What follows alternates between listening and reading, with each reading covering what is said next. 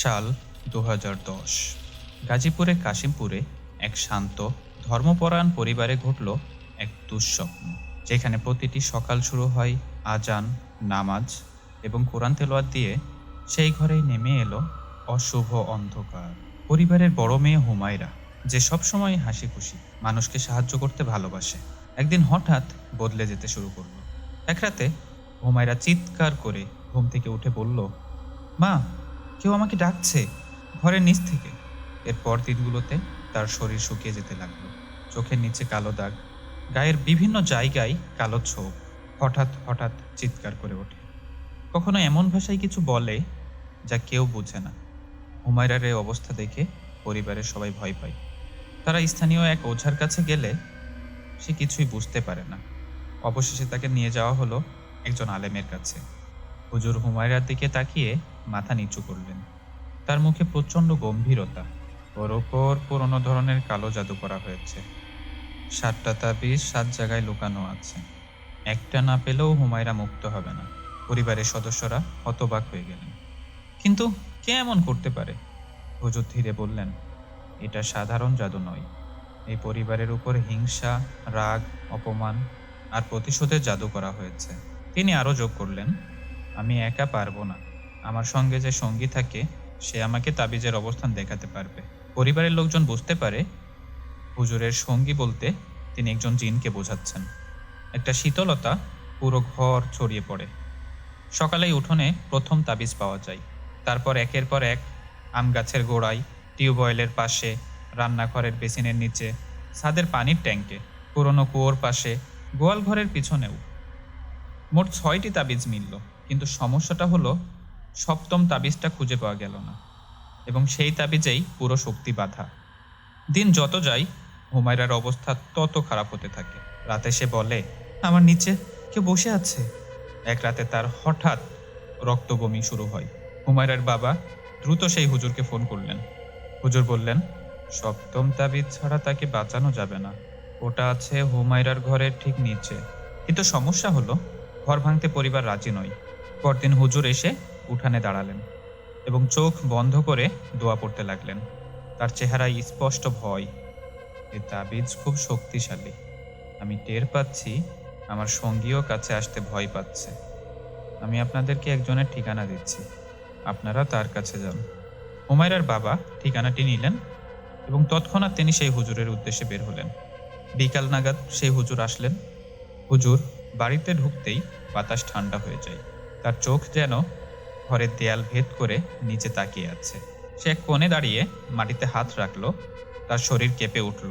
এখানেই সপ্তম তাবিজ আছে, কিন্তু সে হুঁশিয়ারি দেয়, এটার উপর শক্তিশালী শয়তানি বাঁধন আছে। আমি তুলতে গেলে ধাক্কা লাগতে পারে, আমাকে ধরে রাখবেন। হুজুর ধীরে ধীরে মাটি খুঁড়তে থাকে। হঠাৎ গর্ত থেকে কে যেন তার হাত টেনে ধরল। হুজুর তার বুকে আঘাত পেল। সে কাশতে থাকে। সবাই আয়াতুল কুরসি পড়েন। ঘর ভরে যায় কোরআনের শব্দে। ঠিক তখন সে তার হাত ছাড়িয়ে নিতে পারে, আর মাটির নিচ থেকে বেরিয়ে আসে একটা কালো কাপড়ে মোড়ানো, লাল দড়িতে বাঁধা তাবিজ। তাবিজটি পাওয়া মাত্রই দূরে বিছানায় থাকা হুমায়রা এক চিৎকার দিয়ে উঠে বসল। তার শরীর কাঁপছে। হুজুর তৎক্ষণাৎ তিলাওয়াত শুরু করলেন। হুমায়রার শরীর থরথর করে কাঁপতে লাগলো। এরপর ধীরে ধীরে শান্ত হয়ে গেল। সব তাবিজ সাদা কাপড়ে মুড়ে হুজুর বিশেষ আয়াত পড়ে তাবিজগুলো ধ্বংস করে দিলেন। শেষ তাবিজ ভাঙার সাথে সাথে ঘরের ভেতর থেকে ভারী অন্ধকার যেন সরে গেল। হাওয়া বদলে গেল। হালকা সুবাস ছড়িয়ে পড়ল। হুমায়রা মাটিতে লুটিয়ে পড়ে জ্ঞান হারালো। হুজুর বললেন, ও এখন মুক্ত। পরিবারের সবাই কান্নায় ভেঙে পড়ে। কয়েকদিন পর জানা গেল, এই কালো জাদু করেছিল পাশের বাড়ির কাজী সাহেবের স্ত্রী। তার ছেলে বহুদিন আগে হুমায়রাকে পছন্দ করত, কিন্তু হুমায়রার বাবা বিয়ের প্রস্তাব ফিরিয়ে দিয়েছিলেন। সেই অপমান আর ঈর্ষার কারণে সে কালো জাদু করে বসে। অন্ধকার যত শক্তিশালীই হোক, শেষ পর্যন্ত আলোয় জিতে যায়। এখন চলুন পরবর্তী ঘটনা শুনে আসি। ঘটনাটি পাঠিয়েছেন মমিন ভাই। তিনি তার দাদুর মুখে শুনেছেন। ঘটনার 3টি প্লট আছে। তো আমরা প্রথম ঘটনা দিয়ে শুরু করব। সালটা ছিল 1990-এর দশকের শেষ দিক। আমার দাদুর কাছ থেকে শোনা এই ঘটনাটি সন্ধ্যা নদীর ভয়াল চরিত্রের প্রথম উদাহরণ। সেদিন সন্ধ্যায় আমার এক দূর সম্পর্কের দাদা নদীতে মাছ ধরতে গিয়েছিলেন। তিনি পেশায় জেলে ছিলেন না, কিন্তু শখের বশে প্রায়ই যেতেন। হঠাৎ তিনি লক্ষ্য করলেন নদীর জল অস্বাভাবিকভাবে ফুসছে এবং অসংখ্য মাছ পানির উপর লাফিয়ে উঠছে, যেন তারা কোনো এক বিপদ থেকে পালিয়ে যেতে চাইছে। লোভ সামলাতে না পেরে তিনি মাছ ধরার জন্য জলে নামলেন, কিন্তু নামার মুহূর্তেই ঘটে গেল সেই অলৌকিক কাণ্ড। দাদা অনুভব করলেন কিছু একটা অদৃশ্য ও প্রচণ্ড শক্তিশালী হাত তার পা দুটোকে শক্ত করে চেপে ধরে নিচের দিকে টেনে নিচ্ছে। তার মনে হলো যেন জলের নিচ থেকে কেউ বা কিছু তাকে টেনে বালির গভীরে গেঁথে দিতে চাইছে। তিনি প্রাণপণে চিৎকার করলেন, কিন্তু সন্ধ্যার ঘন কুয়াশা এবং নদীর অদ্ভুত নীরবতা যেন তার কণ্ঠস্বর গিলে নিল। চারপাশের বাতাস নিথর, কিন্তু তার পায়ের নিচের শক্তিটি ছিল ভয়ানক। ভাগ্যক্রমে কাছেই থাকা কয়েকজন লোক তার চিৎকার এবং জলের অস্বাভাবিক শব্দ শুনতে পেয়ে ছুটে আসে। তারা এসে দেখে দাদা গলা পর্যন্ত নদীর বালুকাদায় ডুবে আছেন। সকলে মিলে বহু কষ্টে তাকে ধরাধরি করে তীরে তুলে আনেন এবং দ্রুত বাড়ি নিয়ে যান। বাড়িতে আসার পর তিনি কাঁপতে কাঁপতে সেই ভয়ানক অভিজ্ঞতার কথা জানান। তিনি বলেন, মনে হচ্ছিল নদীর তলা থেকে এক বিশাল শক্তিশালী কেউ আমায় চেপে ধরে রেখেছে, যার সঙ্গে লড়ার ক্ষমতা আমার ছিল না। আমি শুধু টেনে নামার অনুভব করছিলাম। কিন্তু নদীর অভিশাপ সেখানেই শেষ হয়নি। গভীর রাতে দাদার প্রচণ্ড জ্বর আসে। সেই জ্বর কিছুতেই কমছিল না এবং পরদিনই সন্ধ্যার ঠিক আগে আগে তিনি মারা যান। সবাই বলাবলি করতে লাগলো নদী নাকি তাকে প্রথমে ফিরিয়ে দিলেও তার শিকারকে শেষ পর্যন্ত ছাড়েনি। অদৃশ্য সেই হাত যেন তার প্রাণকে কেড়ে নিল। এই ঘটনা আমাদের মনে নদীর প্রতি এক চিরস্থায়ী ভয় ঢুকিয়ে দেয়। ঘটনা 2। সন্ধ্যা নদীর বুক চিরে বয়ে গেছে এক বিশাল চর, যার নাম তালা প্রসাদ। এই চরটিকে ঘিরে এলাকার মানুষের মনে এক গভীর আতঙ্ক। দিনের আলোতেও কেউ সহজে সেখানে যেতে সাহস করে না। লোকমুখে প্রচলিত চরটি নাকি অভিশপ্ত। এখানে বহু দুর্ঘটনা ঘটেছে, বহু মানুষ প্রাণ হারিয়েছে এবং অনেকেই সেখানে গিয়ে আর কোনোদিন বাড়ি ফেরেনি। দাদু বলল, এই ঘটনাটি ঘটেছিল আমার বয়স যখন মাত্র 4 বছর। এক দুপুরে আমার এক সম্পর্কিত দাদা তালাপ্রসাদের চরে গরুর জন্য ঘাস কাটতে গেলেন। সময় গড়িয়ে দুপুর পেরোলো, বিকেল গেল, তারপর সন্ধ্যা নেমে এলো। তবুও তিনি ফিরলেন না। পরিবারের সকলে চিন্তিত হয়ে পড়ল। যখন চারিদিকে জানাজানি হলো, ততক্ষণে নদীপথ ঢেকে গেছে সন্ধ্যার অন্ধকারে। দ্রুত একটি ট্রলার নিয়ে 10-12 জন মানুষ তাকে খুঁজতে তালাপ্রসাদের দিকে রওনা হলো। প্রায় আধা ঘন্টা ধরে খোঁজাখুঁজির পর নদীর ধারে এক ভয়ঙ্কর অবস্থায় তাকে খুঁজে পাওয়া গেল। দৃশ্যটি ছিল হাড় হিম করা। তাকে পাওয়া গেল উল্টো অবস্থায়। তার মাথা ছিল মাটির নিচে গেঁথে থাকা আর পা দুটো উপরে, অস্বাভাবিকভাবে আকাশের দিকে তোলা। অলৌকিকভাবে তখনও তার প্রাণ ছিল। সকলে দ্রুত তাকে উদ্ধার করে বাড়িতে নিয়ে আসেন, কিন্তু এর পরের দিনগুলো ছিল এক জীবন্ত নরক। তাকে সুস্থ করার জন্য বহু হুজুর ফকির দেখানো হলো, কিন্তু কেউ কোনো উপকার করতে পারল না। সবাই এক বাক্যই বলল, আল্লাহর অশেষ দয়া ছিল আর আপনারা সঠিক সময়ে গিয়েছিলেন, তাই জীবিত পেয়েছেন। আর একটু দেরি হলে তাকে জীবিত পেতেন না। কিন্তু জীবনের বাকি দিনগুলো তার জন্য ছিল অভিশাপ স্বরূপ। তিনি আর কোনোদিন নিজের পায়ে দাঁড়াতে পারেননি। একেবারে পঙ্গু মানুষের মতো বিছানায় পড়ে রইলেন। জীবিত থেকেও তিনি ছিলেন মৃত। এভাবে 3-4 মাস কষ্টভোগের পর তিনি অবশেষে মারা যান। তালাপ্রসাদের অভিশাপ যেন তাকে তিলে তিলে শেষ করে দিল। ঘটনা 3। এটি আমার নিজের চোখে দেখা এক ভয়ঙ্কর দৃশ্য। আমি তখন ক্লাস 8-এ পড়ি এবং আমার জেডিসি পরীক্ষা আসন্ন। আমি মাদ্রাসার ছাত্র ছিলাম। মনোযোগ দিয়ে রাত 8টার দিকে পড়ার টেবিলে বসেছিলাম। চারপাশে তখন শীতের রাত নেমেছে। হঠাৎ নদীর দিক থেকে ভেসে এলো এক আতঙ্কের চিৎকার, বাঁচান, আমাদের বাঁচান। চিৎকার শুনে আমার চাচাতো ভাই দ্রুত ঘরের বাইরে দৌড় দিল। আমি বই রেখে সঙ্গে সঙ্গে তার পিছু নিলাম। বাইরে তখন ঘন কুয়াশা আর অন্ধকার। নদীর এপার থেকে ওপার ভালো করে দেখাই যাচ্ছিল না, শুধু শোনা যাচ্ছিল পানির ঢেউয়ের এক অদ্ভুত ভয়ঙ্কর শব্দ।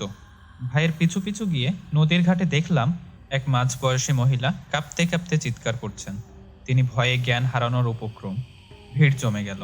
তারপর তিনি যে কথাগুলো বললেন তা শুনে উপস্থিত সবার মেরুদণ্ড দিয়ে এক ঠান্ডা স্রোত নেমে গেল। তিনি জানান তিনি তার স্বামী এবং নাতিকে নিয়ে নৌকায় ছিলেন। হঠাৎ মাঝ নদীতে তিনি দেখলেন কালো অস্পষ্ট কি যেন একটা তাদের নৌকার সঙ্গে সঙ্গে পানির উপর দিয়ে হেঁটে চলেছে। এই দৃশ্য দেখে তার কোলে শুয়ে থাকা নাতি ভয়ে চিৎকার করে ওঠে। ঠিক সেই মুহূর্তেই যেন শূন্য থেকে এক প্রচণ্ড দমকা বাতাস শুরু হলো। সেই বাতাস নৌকাটিকে মুহূর্তের মধ্যে গোল চক্কর খাইয়ে ডুবিয়ে দিল। চারিদিকে শুধু অন্ধকার। কোনো মতে সাঁতরে তীরে উঠে এসেছেন তিনি, কিন্তু স্বামী এবং নাতিকে খুঁজে পাচ্ছেন না। এদের খুঁজে দাও বলতে বলতেই তিনি জ্ঞান হারিয়ে ফেললেন। কিন্তু উপস্থিত সবাই তখন হতবাক, কারণ সেই মুহূর্তে আকাশে ছিল ঝলমলে তারা, নদীর পরিবেশ ছিল শান্ত, কোনো বড় ঢেউ বা বাতাসের চিহ্ন ছিল না। হঠাৎ এই বাতাস, গোল চক্কর আর অন্ধকার কোথা থেকে এলো কারো মাথায় ধরল না। গ্রামের লোকজন দ্রুত মশাল আর টর্চ নিয়ে মহিলার স্বামী ও নাতিকে খোঁজা শুরু করলো। 10 থেকে 15 মিনিট খোঁজার পরেই হঠাৎ জলের নিচ থেকে ভেসে উঠল এক লাশ। দৃশ্যটা ছিল এতটাই বীভৎস যে আজও মনে পড়লে আমার শরীরের লোম দাঁড়িয়ে যায়। লাশটি ছিল সম্পূর্ণ নগ্ন, ঠান্ডা, নিথর, এবং সবচেয়ে ভয়ঙ্কর ছিল তার মাথাটি। তার মাথাটি ছিল একদম উল্টো দিকে ঘোরানো। সেটি ছিল ওই মহিলার স্বামী, নদীর অভিশাপের শিকার। কিন্তু সেই নাতিকে আমরা কেউ কোনোদিন খুঁজে পাইনি। সে যেন চিরতরে সন্ধ্যার গ্রাসে হারিয়ে গেল। গ্রামের বয়স্করা বললেন, ওই নদীতে যারা হারিয়ে গেছে তাদের আত্মারা রাতে ঢেউয়ের সঙ্গে ফিসফিস করে কথা বলে, আর মাঝরাতে নদী নাকি হঠাৎ এক অস্বাভাবিক নিঃশব্দতা ধারণ করে, ঠিক যেন শিকার ধরার আগে ওত পেতে থাকে কোনো হিংস্র প্রাণী। সন্ধ্যা নদীর এই অভিশাপ, যেখানে শত মানুষের মৃত্যু, দাদা নাতির করুণ পরিণতি, আর অদৃশ্য হাতের টানে ডুবে যাওয়া জীবিত মানুষের আর্তনাদ। প্রতিটি ঢেউয়ের নিচে লুকিয়ে আছে মৃত্যুর এক অতৃপ্ত ক্ষুধা। এই নদী মানুষ গিলে নেয়, ফিরিয়ে দেয় শুধু মৃত্যু। এখন চলুন শুনে আসবো আমাদের তুলি আপুর audio clip. Dhaka medical college হাসপাতালের পুরনো লাশঘরটা বহুদিন ধরেই বদনামের। হাসপাতালের স্টাফরা বলে ওখানে দেহ শুধু রাখা হয়, কিন্তু রাতে কিছু দেহ নাকি শুয়ে থাকে না। আর যেদিন তৃতীয় সাইড রুমের দরজাটা খোলা থাকে সেদিন নাকি কোনো না কোনো স্টাফের সাথে খারাপ কিছু ঘটবেই। এবার সেই জায়গায় রাতের শিফটে দায়িত্ব পড়ল নির্জন নীলের ওপর। নীল মেডিকেলের ফাইনাল ইয়ারের ছাত্র। ইন্টার্নশিপের অংশ হিসেবে ইমার্জেন্সি ওয়ার্ড, লাশঘর সব জায়গায় রোটেশন করতে হচ্ছে। কিন্তু এই প্রথম সে একাই পুরো শিফট সামলাবে। রাত বেজে 2:12। লাশঘরের বাইরে দাঁড়িয়ে নীল বুঝতে পারল রাতটা অন্যরকম হবে। বাতাসেও একটা অদ্ভুত ভার আছে, যেন কেউ শ্বাস বন্ধ করে দূর থেকে তাকিয়ে আছে। ভেতরে ঢোকার সাথে সাথে লাশঘরের আলো হালকা করে কেঁপে উঠল, যেন কেউ সুইচটায় হাত দিয়েছে। নীল ভাবল পুরনো বিল্ডিং, ইলেকট্রিক লাইন স্টেবল না, কিন্তু অন্তরের কোথাও একটা কাঁপুনি কাজ করছিল। আজকে মোট 5টা দেহ এসেছে, সবার ডকুমেন্টেশন করা হয়েছে, শুধু 14 নম্বর ট্রের দেহটার কাগজপত্র বাকি। ছেলেটা 19 কি 20 হবে। অটো অ্যাক্সিডেন্ট, কিন্তু মৃত্যুর আগে ছেলেটা নাকি কিছু অদ্ভুত বলেছিল। আমাকে ধরে নিয়ে যাচ্ছে, ওরা আমাকে ডাকছে। যারা শুনেছিল তারা হাসাহাসি করেছিল, কিন্তু নীল ঠিক বুঝতে পারছিল এই কথাগুলো হালকা নয়। দেয়ালের অন্য প্রান্তে একটা ছোট স্টোর রুম আছে, যেটাকে সবাই তৃতীয় দরজা বলে। অনেকে নাকি শপথ করে বলেছে সেখানে রাতে ছায়া নড়ে, দরজার ফাঁক দিয়ে কিশোরী মেয়ের হাসির শব্দ আসে, আর ভেতরে কারো পায়ের ছাপ দেখা যায়। কিন্তু সেই ঘরের মধ্যে দেহ রাখা হয় না, কেউ ঢোকেও না। কিন্তু প্রতি রাতে দরজাটা কেউ খুলে রাখে, কেউ দেখেও না কে খুলেছে। নীল প্রথমেই তাকালো দরজাটার দিকে। আজ সেটা অর্ধেক খোলা। 90% স্টাফ রাত হলে ওই দরজা ছাড়িয়ে হাঁটেও না। কিন্তু নীল নিজের মনকে শক্ত করল, এগুলো লোকের বানানো গল্প। সে নিজেকে বোঝালো। কাজ শুরু হলো। ফাইল লিখতে লিখতে নীল লক্ষ্য করলো 14 নম্বর ট্রের চাদরটা যেন হালকা নড়ছে। একা একা নড়ার কোনো কারণ নেই, এসি বন্ধ, জানালা বন্ধ, বাতাস নেই। সে সতর্ক হয়ে এগিয়ে গেল। চাদর তুলে মুখ দেখল, মৃতদেহের চোখ আধা খোলা। নীল পিছিয়ে আসলো। তার মনে হলো যেন হালকা করে নিঃশ্বাস বের হচ্ছে দেহটার নাক থেকে। ডাক্তারি জ্ঞান তাকে বলল পোস্টমর্টমের রিগর, মাসলস কন্ট্রাকশন, কিন্তু শরীর কাঁপতে থাকলো। রাত বেজেছে 3টা। মোবাইলের সময় দেখতেই বুকের ভেতর জমাট শীত নেমে এলো, কারণ হাসপাতালের পুরনো গল্প অনুযায়ী 3টা বাজলেই তৃতীয় দরজা খুলে যায়। ঠিক তখনই ঘর শব্দ হলো। তৃতীয় দরজাটা আস্তে আস্তে আরও খুলে গেল। নীল টর্চ তুলে ধরতেই দেখলো দরজার নিচ দিয়ে একটা লম্বা ছায়া বেরিয়ে লাশঘরের ভিতরে ঢুকলো। ছায়াটা মানুষের না, বরং কেমন বেঁকে থেকে হেঁটে যাচ্ছে। নীল টর্চের আলো তারপরও ফোকাস করে রাখলো, কিন্তু আলো যেদিকে পড়ে ছায়া সেদিকেই নেই। ছায়া নিজের মতো চলছে। হঠাৎ 14 নম্বর ট্রে ধপ করে শব্দ হলো। একটা তীব্র শব্দে কেঁপে উঠল। চাদরটা পুরোপুরি উঠে গেল। দেহটা সোজা হয়ে বসলো, মাথা নিচু। নীল স্থির, তার পা নড়ছে না, গলা শুকিয়ে গেছে, শব্দ বেরোচ্ছে না। মৃতদেহ মাথা তুলল, তার দুটো চোখ পুরো সাদা, কিন্তু চোখের কোটর থেকে লাইন ধরে রক্ত শুকিয়ে নেমে আছে। মৃতদেহ মুখ খুলে বলল, ওরা আমাকে ডাকছে, তুমি শোনো না? নীল দৌড় দিতে যাবে, ঠিক তখনই অন্য 4টা ট্রে একসাথে ঠাস ঠাস শব্দ খুলে গেল। সব ডেড বডি উঠে বসে তাকিয়ে আছে নীলের দিকে। কারো চোখ আছে, কারো নেই, কারো মুখে মৃত্যুর আগের যন্ত্রণার ছাপ। মৃতদেহগুলো একসাথে বলল, তোমাকে আজ তৃতীয় দরজায় ডাকা হয়েছে। নীল পেছাতে পেছাতে সেই অর্ধেক খোলা তৃতীয় দরজার সামনে গিয়ে দাঁড়ালো। হঠাৎ দরজার পিছন থেকে একটা ছোট মেয়ে বেরিয়ে এলো। তার গায়ে লাল ফ্রক, মুখে আধা হাসি, আর চোখ দুটো কোটর ফাঁকা। সে নীলের ঠিক সামনে দাঁড়িয়ে বলল, চলো, ওরা তোমার অপেক্ষায় আছে। নীল পেছনে তাকিয়ে দেখলো সব মৃতদেহ মাটিতে নেমে দাঁড়িয়ে আছে। সবাই নীলকে ঘিরে ফেলেছে। 14 নম্বর ট্রের ছেলেটা এগিয়ে এসে বলল, আজ আমার জায়গায় তুমি শোবে। হঠাৎ সব আলো নিভে গেল। ও চিৎকার করলেও কেউ শুনছিল না। নীরব অন্ধকারের মধ্যে কেবল ঠান্ডা হাতগুলো তাকে টেনে নিয়ে যাচ্ছিল। কোথায় নিয়ে যাচ্ছে বোঝা যাচ্ছিল না। আচমকাই আবার আলো জ্বলে উঠল। নীল দেখল সে শুয়ে আছে 14 নম্বর ট্রেতে। তার শরীর ঠান্ডা, শক্ত হয়ে আসছে, উঠতে পারছে না। কেউ গায়ে হাত রেখেছে। শত লোকের ফিসফিসের কণ্ঠ, নির্জন। নীল তৃতীয় দরজার তালিকায় তোমার নাম লেখা হলো। সবশেষ যা তার চোখে পড়েছিল, তৃতীয় দরজাটা ধীরে ধীরে বন্ধ হচ্ছে, আর ভিতর থেকে সেই মেয়েটা হাসছে। পরদিন সকালে স্টাফরা এসে দেখে 14 নম্বর ট্রেতে একটা নতুন দেহ রাখা। ডকুমেন্টেশনে নাম লেখা নির্জন নীল। সবাই ভাবে ভুল বুঝেছে। কেউ নীলকে খুঁজে পায়নি, কোথাও নেই। মোবাইল অফ, কোনো তথ্য নেই। কিন্তু তৃতীয় দরজার ভেতরে একটা দেওয়ালে লাল রঙে লেখা একটা বাক্য পাওয়া যায়, সময় 3টা, দরজা খুলবে, পরেরটা তুমি। লেখাটা যে হাতে, ঠিক সেটাও কেউ বুঝতে পারে না, শুধু স্টাফরা ফিসফিস করে। নির্জন নীলের তৃতীয় দরজার ডাক পড়েছিল, যেখান থেকে কেউ আর ফিরে আসে না। আজও কেউ রাত 3টার সময় লাশঘরের পাশ দিয়ে যায় না। তৃতীয় দরজাটা খোলা থাকে বিশেষ কিছু অপেক্ষা নিয়ে।